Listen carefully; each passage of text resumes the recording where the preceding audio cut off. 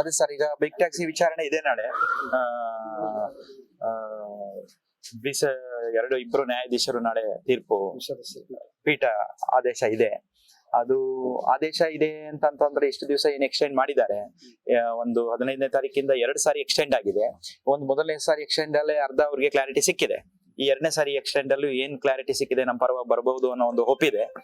ಇದಕ್ಕೆ ಸರ್ಕಾರದವರು ಕೂಡ ಕೈ ಜೋಡಿಸ್ಬೇಕು.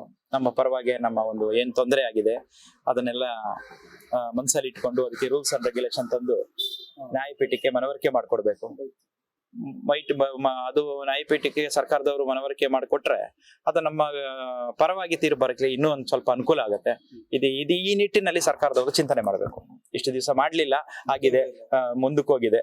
ಈ 6 ಲಕ್ಷ ಜನಕ್ಕೆ ಒಳ್ಳೇದಾಗ್ಬೇಕಂತಂದ್ರೆ 6 ಲಕ್ಷ ಕುಟುಂಬಗಳು ಬೀದಿಗೆ ಬರಬಾರ್ದು ಅಂತ ಅಂದ್ರೆ ಸರ್ಕಾರದವರು ಈ ನಿಟ್ಟಿನಲ್ಲಿ ಕೋರ್ಟ್ಗೆ ಅಫಿಡವಿಟ್ ಸಲ್ಲಿಸಬೇಕು. ಆಯ್ತು, ಇದಕ್ಕೆ ಮಾಡ್ತೇವೆ, ಸ್ವಲ್ಪ ಕಾಲಾವಕಾಶ ಕೊಡಿ ಅಂತ. ಅಲ್ಲ, ಕಾಲಾವಕಾಶ ಅವರು ರೂಲ್ಸ್ ಅಂಡ್ ರೆಗ್ಯುಲೇಷನ್ ಮಾಡೋದ್ರೊಳಗಡೆ ನಮ್ಗೆ ಆಸ್ ಇಟ್ ಈಸ್ ನಾವು ಇಲ್ಲಿವರೆಗೆ ಹೆಂಗ್ ಸರ್ವಿಸ್ ಮಾಡ್ತಾ ಇದ್ವಿ ಹಂಗೆ ಸರ್ವಿಸ್ ಮಾಡ್ಲಿಕ್ಕೆ ಅವಕಾಶ ಮಾಡ್ಕೊಡ್ಬೇಕು. ಜೈರಾಮ್ ಅಂತ.